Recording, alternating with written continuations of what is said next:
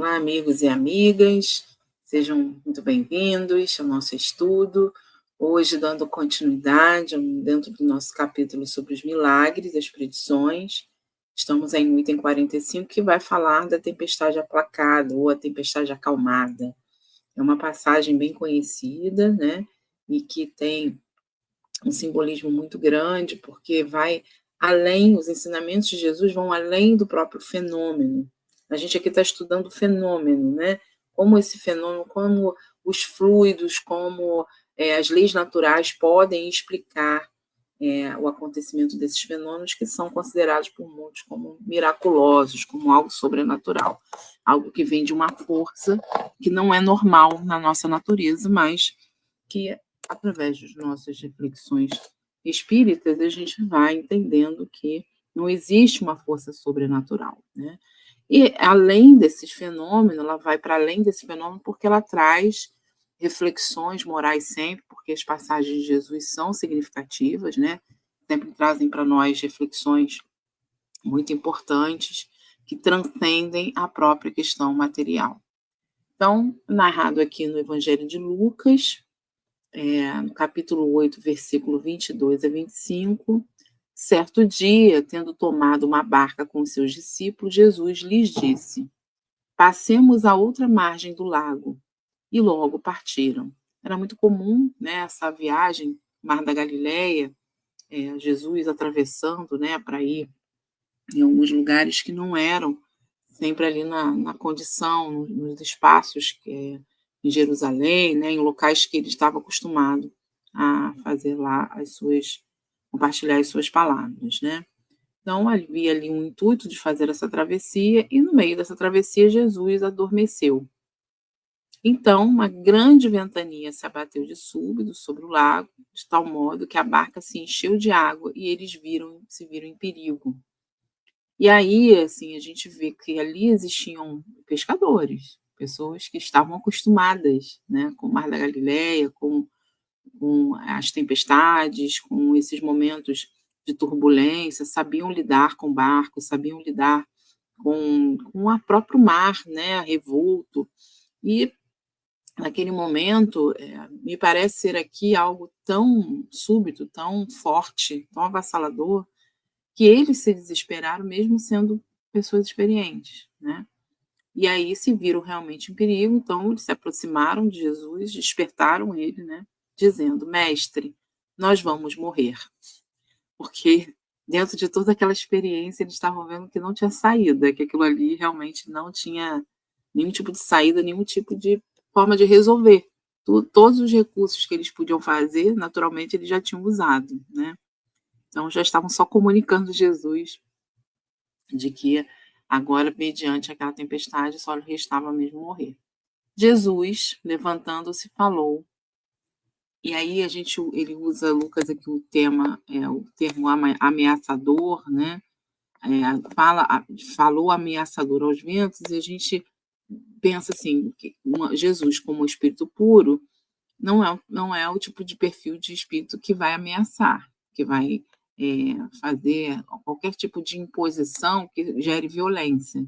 Então a gente pode pensar aqui que essa tradução seria no sentido de algo firme, uma fala firme, né, aos ventos e às ondas agitadas, e eles se aplacaram e se fez uma grande calma. Ele então lhes disse: onde está a vossa fé? Eles, porém, cheios de temor e admiração, perguntavam uns aos outros: quem é este que dá ordens assim ao vento e às ondas, e eles lhe obedecem? E aí vem então aqui as considerações de Kardec. Ainda não conhecemos bastante os segredos da natureza para afirmar se há ou não inteligências ocultas que presidem as ações dos elementos. Dentro desta hipótese, o fenômeno em que poderiam ser o resultado de um ato de autoridade sobre essas mesmas inteligências e provariam um poder que nenhum homem pode exercer. Seja como for, Jesus dormindo tranquilamente durante a tempestade atesta uma segurança que se pode explicar pelo fato de que seu espírito via, dupla vista de Jesus, né? Como a gente já viu aqui em outros fenômenos, que não havia nenhum perigo e que a tempestade iria se amainar. Então, Jesus já previa aquela situação, que aquela circunstância iria passar. Então, talvez ele aqui estivesse falando muito mais para os homens em desespero, né, que já fizeram tudo que estava ao seu alcance, que se precaveram ali, que correram atrás para manter a segurança, mas que aparentemente, ainda assim, mesmo você fazendo tudo, faltou a confiança, né, no resultado de um trabalho que foi feito. Então, é claro que tem coisas que não vão estar, tragédias que acontecem, que não estão, por mais que você faça tudo, esteja ao seu alcance, né, as coisas não vão, às vezes, há a condição realmente daquilo acontecer. Imagina se a gente imaginar que uma pessoa que se afoga e a gente tenta salvar e a gente não consegue, que a pessoa se afogou por falta da nossa fé. Não é nesse sentido, né, que Kardec está falando.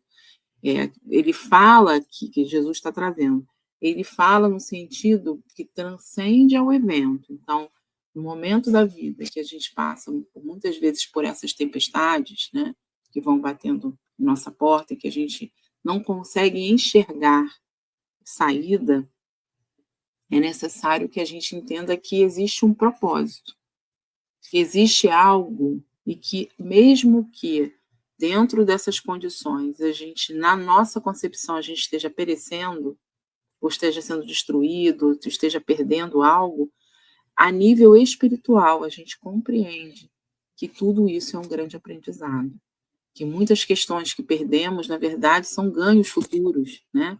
Então é nesse sentido que Jesus vem falar. E Kardec, então, ele pontua justamente nessa questão desses elementos da natureza, né? Porque no Livro dos Espíritos ele vai falar muitas vezes de espíritos que são que contemplam ali algumas forças para que a natureza possa ser de alguma forma impactada ou manipulada para um bem maior, né? Então, que não se sabe exatamente essas inteligências, como é que esses espíritos atuam, né, na ação desses elementos, mas se isso for possível, poderia ser que Jesus tenha ali realmente tido uma autoridade moral perante aqueles espíritos para que eles pudessem colaborar e aplacar aquela tempestade. Mas, de qualquer forma, Kardec também traz esse aspecto, né, de explicar que o Espírito, Jesus via, né, que existia ali uma situação futura que iria ser resolvida de outra forma. Então, isso acho que serve para a gente assim, pensar que nos momentos, muitas vezes, que a gente não entende muito bem a providência divina, e a gente aceita porque a gente entende que há um projeto, um propósito maior, a gente não pode esquecer que existe a nossa parcela. Seja o que Deus quiser, né? Deus sempre quer o nosso bem. Deus sempre quer que a gente fique bem, né? Que a gente seja feliz. Mas não é um movimento passivo. Quando Jesus fala da fé, cadê a fé de vocês? A fé é um exercício dessa compreensão, de não optar pelo desespero, da gente procurar uma rede de apoio, procurar uma ajuda, né? Da gente se acalmar, porque quando a gente está em pânico, às vezes a gente não consegue enxergar a solução, a gente não consegue enxergar as respostas, né? E isso é muito comum na história da nossa sociedade, quando nós, muitas vezes, nos pegamos frágeis, né? Nos colocamos certa fragilidade e somos muito fáceis de sermos manipulados, inclusive. A gente vê o medo que se tinha na época em que o poder religioso era um poder político também, né? E tomava decisões políticas, em que as indulgências eram utilizadas como uma forma de aliviar a consciência, que as flagelações, as autoflagelações, né, era uma forma da gente aliviar a consciência. Mas a questão, o aprendizado não necessariamente estava ali sendo efetivado. Então, É importante que a gente lembre sempre da nossa parte. Qual é a parte que me cabe dentro dessa questão? E a cólera, a gente sabe, há tanto a cólera como o desespero, eles cegam a gente. Então, se eu luto por algo, se eu busco algo, se eu quero uma resposta, a gente precisa primeiro ter essa certeza de que a gente está lúcido, que a gente tem lucidez para a gente tomar as decisões, que a gente tem lucidez, né? Porque às vezes a gente toma uma decisão de uma forma intempestiva e tudo, e a gente depois se arrepende, porque a gente fez dentro de um desespero, né? E aquilo ali, as decisões precisam ser firmes, mas não é fácil, gente, não é fácil. Porque na hora que aperta mesmo, na hora que a gente está passando por um momento difícil, eh, a gente não consegue ter essa firmeza de Jesus para pedir para a tempestade acalmar, né? A gente cede, então a gente tem muitas vezes relacionamentos que são prejudiciais para nós, porque nos sentimos carentes, né, insuficientes, então qualquer tipo de relacionamento nos cabe, desde que a gente tenha algum tipo de atenção.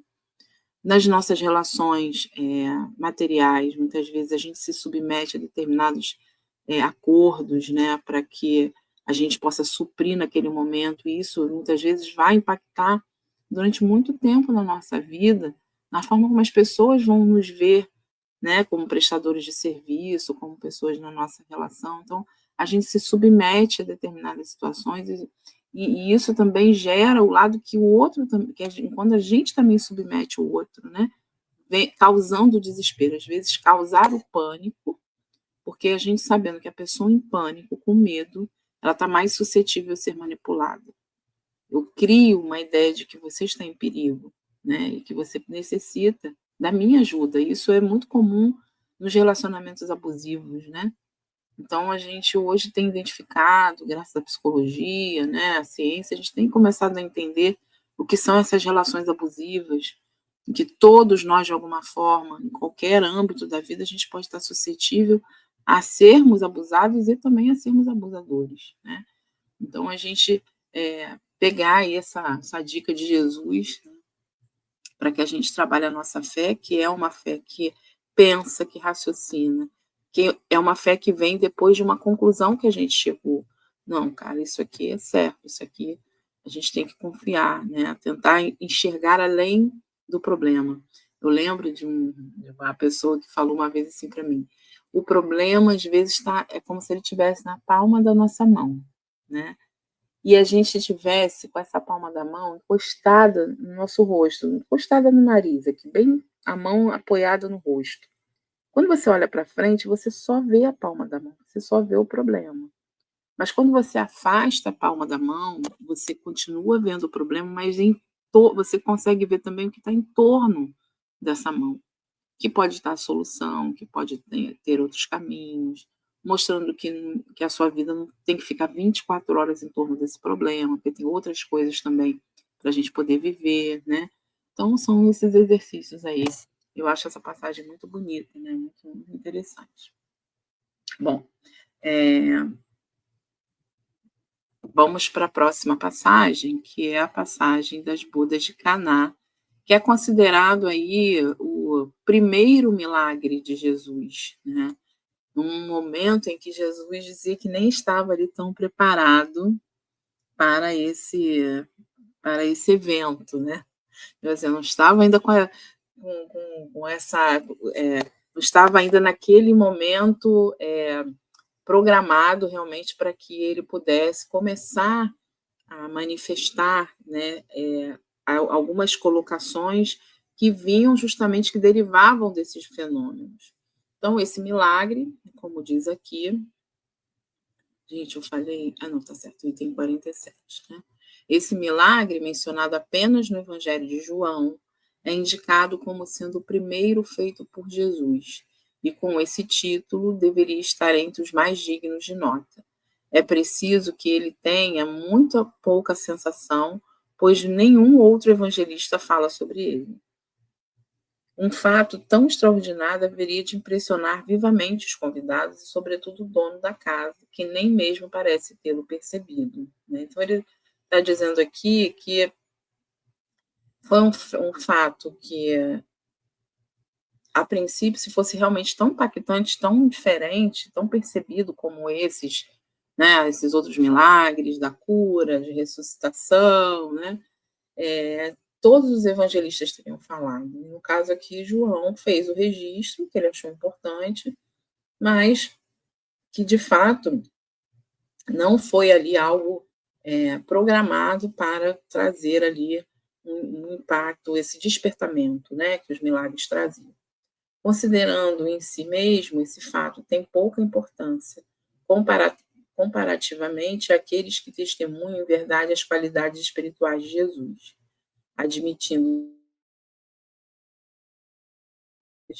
É de admirar que esse seja o único fenômeno desse gênero que ele tenha produzido. E ainda difere, porque normalmente as curas de Jesus, elas vêm mediante a uma dor, a um perigo iminente, né? A algo que realmente está ali por trás de um sofrimento, há um consolo. E, a princípio, aquele consumo de bebida que havia acabado numa festa e tal, a princípio, nossa, não será que realmente seria útil, né? Utilizar esses poderes de Jesus, né, para fazer essa transformação em que ele transformava em vinho. Então, isso aqui é Kardec, as considerações que Kardec está trazendo. Jesus era de uma natureza extremamente elevada para se ater a efeitos puramente materiais, próprios somente para suscitar a curiosidade da multidão, que o teria comparado a um mágico. Ele sabia que as coisas úteis lhe granjeariam mais simpatias e lhe trariam mais adeptos que aquelas que podiam passar como resultado de habilidade manual e que nunca atingiriam o sentimento. É muito interessante, né? Porque não é que o fato tenha sido desprezível, né? Mas é que realmente tudo tem que ter uma utilidade. As coisas precisam ter objetivo, né? E a vinda de Jesus teve um objetivo. Todas as suas ações tiveram objetivos. Então, é natural que isso esteja muito mais próximo de nós, essa necessidade de fazer coisas fantasiosas, mágicas, impactantes, né? Que estão mais nos entretendo do que realmente nos consolando. Mas a gente vê que realmente o que está de acordo com Jesus vinha sempre um ensinamento moral, né? Porque senão viria só fenômeno por fenômeno. Então a própria doutrina espírita, ela vem fazer essa reflexão, né? O fenômeno ele acontece porque existe a comunicabilidade do mundo espiritual com o mundo material, é um fato. Mas quando nos prendemos a esses fenômenos exclusivamente por eles, pela curiosidade, pela forma até, eu quero acreditar em espíritos, então eu preciso ver um espírito para saber se o espírito existe mesmo vida após a morte, né? Eu gostaria de saber aí se o espírito está vendo o meu futuro, ou sabe do meu passado, para ter certeza de que realmente tem alguém, né, que está lendo. Então a gente tem muitas cartas de Chico, né, para algumas mães, até naquele filme As Mães de Chico mostra isso, né, que muitas vezes a mãe chorava e reconhecia naquelas palavras o filho falando, mas às vezes muitas cartas podiam ser palavras muito gerais, que poderia ser para qualquer mãe que estaria sofrendo pelo seu filho. E uma dessas mães fala, né, meu filho jamais me falaria desse jeito comigo, ele não é assim e tal, e acaba ali questionando o Chico, né, enfim, por aquela questão. Então, quando a gente se prende muito mais nesse fenômeno, na questão do maravilhoso, a gente corre esse risco, né? Então, ele diz aqui, se bem que, a rigor, o fato possa se explicar até um certo ponto, conforme os exemplos que o magnetismo nos oferece, por uma ação fluídica que teria trocado as propriedades da água, dando-lhe o sabor do vinho. Essa hipótese é pouco provável, uma vez que, nesse caso, a água, tendo apenas o sabor do vinho, conservaria sua cor e não deixaria de ser notada. Aí tem uma notinha aqui. Como hipótese, a transformação poderia ter ocorrido pela obtenção de substâncias extraídas da natureza, que poderiam ter sido teletransportadas pelo fenômeno de aporte e adicionados à água pelo poder magnético de Jesus. Aí tem aqui um capítulo mais à frente, não, anterior, desculpa, lá nos fluidos, né, que vai falar um pouco mais. Não estamos absolutamente divulgando a ocorrência do fato, mas à luz dos conhecimentos da doutrina espírita explicando sua possibilidade. Você não está defendendo que foi isso, mas ele está, olha, pode acontecer. Né? Isso que eu acho bacana, que Kardec vai trazer hipóteses, olha, pode acontecer. Mas ele não vai afirmar exatamente o que é, mas ele diz que existe essa possibilidade. Mas ele chama a atenção que o mais racional é vermos aí uma dessas parábolas tão comuns no ensino de Jesus, como o filho pródigo, do festim de bodas, e tantas outras durante a refeição. Ele deve ter feito uma alusão ao vinho e à água, de onde tirou um ensinamento. O que justifica esta opinião são as palavras que o mordomo lhe dirige a respeito. Todo homem serve inicialmente o bom vinho, e depois que o beberem muito, serve o inferior. Tu, porém, reservaste o bom vinho até esta hora. Né? Então, é uma passagem que está lá no Evangelho de João, né, que é um evangelho também que se tem respeito, tudo, mas pode ser que tenha sido mais uma passagem, né, uma parábola contada pelo ensinamento em si, a história sido criada, do que a vivência em si, né, porque diz ali que a mãe, na festa, no casamento, né, está ali, a mãe pede para ele, né, que ele faça, ele diz que ainda não estava pronto, né, para aquele momento, mas, enfim, ele acaba fazendo ali aquele prodígio, né, e aí os convidados ficam inebriados, porque o vinho que foi servido após a transformação era muito melhor do que aquele que era no início, e normalmente nas festas você serve o melhor primeiro, depois vai deixando por último, né, os vinhos ruins, porque já está acabando a festa, né, o pessoal já bebeu bastante, aí não vai saber diferenciar muito, né, então fica aí essa reflexão para nós, né, em relação a essa passagem. Bom, a gente, então, acho que dá para a gente ir para mais um, né, gente, para a multiplicação dos pães. Vamos, então, aqui para esse item 48. A multiplicação dos pães também é algo, assim, que é bem interessante, porque, como ele diz aqui, o termo um dos mais tem intrigado os comentadores, ao mesmo tempo em que alinha o escárnio dos incrédulos, né? Sem se darem ao trabalho de procurar conhecer o seu sentido alegórico, esse episódio não passa para eles de um conto pueril, mas a maioria das pessoas sérias tem visto nessa narrativa, ainda que sob uma forma diferente da comum, uma parábola comparando o alimento espiritual da alma com o alimento do corpo. Então, pode-se, porém, perceber nela mais que uma simples alegoria e admitir, de um determinado ponto de vista, a realidade de um efeito material, sem para isso recorrer ao prodígio. Sabe-se que uma grande preocupação do espírito ou a atenção muito concentrada em uma coisa fazem esquecer a fome.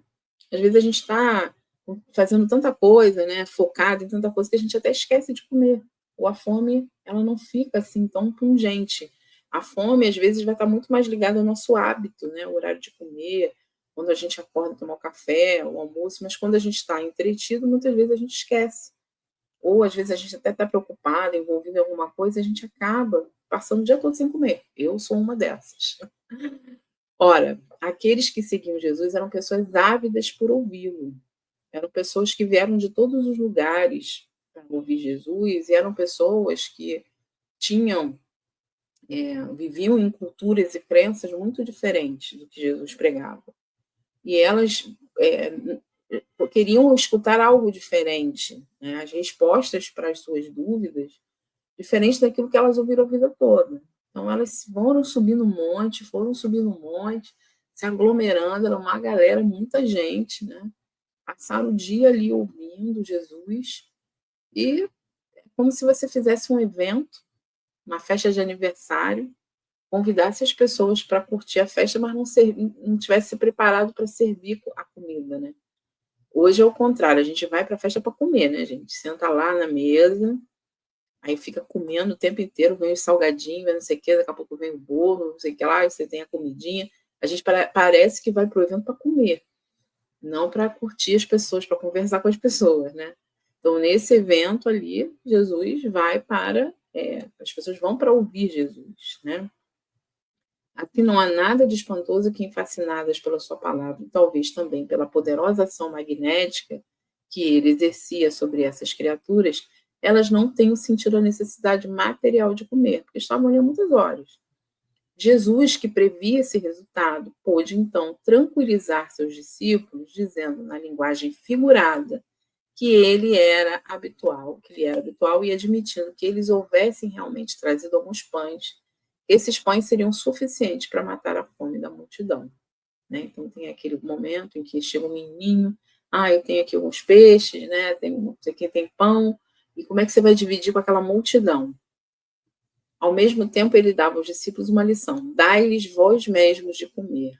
Desse modo, ensinava que eles também poderiam alimentar por meio da palavra, né? A concentração não precisaria estar ali concentrada só em Jesus, né? Que eles poderiam também dividir isso por meio, cada um poderia, através do consolo, do esclarecimento, encher o coração das pessoas, saciar aquela fome de saber, né? E a gente está dizendo assim de que a gente vai chegar, às vezes a pessoa chega para a gente com um problema e tal, e quer saber, você é espírita, né? O que o espiritismo fala sobre isso? E às vezes a gente vai dar uma aula de espiritismo, né? E a pessoa só está precisando de um abraço. Mas na medida em que as pessoas querem ouvir e querem entender e têm as suas dúvidas e perguntas, a gente fica entretido ali, né?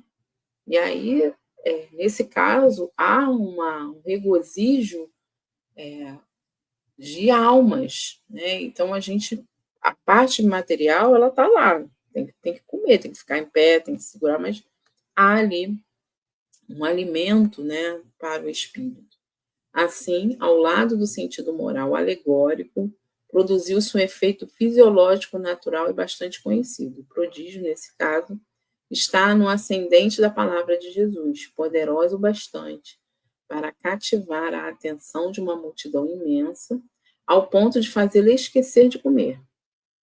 Esse poder moral comprova a superioridade de Jesus, muito mais do que o fato puramente material da multiplicação dos pães, que deve ser considerado como uma alegoria. Gente, como é que Jesus vai multiplicar aquele mundo de pão, transformar, nem se ele fosse um padeiro ao invés de carpinteiro, né? Então, você poderia dividir ali, e é interessante porque quando a gente traz isso para o sentido alegórico, na medida em que eu acolho essas palavras que me consolam, e isso me ajuda a modificar, quebrar paradigmas, mudar pensamentos, mudar ações, a quem está ao meu redor também se beneficia. Então, essa pessoa também se alimenta daquilo que eu estou emanando, né? Um sorriso de uma criança, quando a gente entra no ambiente, a gente vê um sorriso de uma criança, aquela gargalhada gostosa de criança, a gente se enche, a gente fica regozijado com aquela energia daquela criança, né? Com aquela alegria, com aquele poder que tem ali de emanar o alimento para a gente naquele momento. E a gente ri, a gente acha engraçado, a gente se diverte, a gente fica feliz, né? Com aquela vibração que foi gerada. Então, essa explicação, aliás, acha-se confirmada pelo próprio Jesus nas duas passagens seguintes que nós vamos ver depois, que é o fermento dos fariseus, né, e o pão do céu, que também são bem semelhantes nesse sentido, né? Mas aí a gente vai dar uma paradinha aqui e vamos depois avançar nesses capítulos no próximo encontro, né? E é isso, gente. Essa final de semana retrasado, a gente fez essa passagem da multiplicação dos pães com jovens, né? E eles estavam nas cidades, porque a gente teve que organizar os espaços físicos com a demanda. Então, são A gente esse ano tem que estar com muito jovem, né? Então a gente teve que não cabia todo mundo no mesmo ambiente. Aí a gente dividiu em salas para acolher eles no primeiro dia do retorno.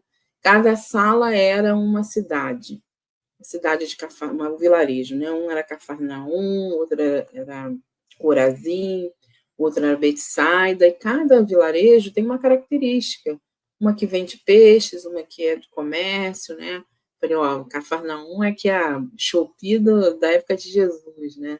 Corazim trabalhava ali com os grãos e traziam questões que afligiam, dúvidas, medos, né?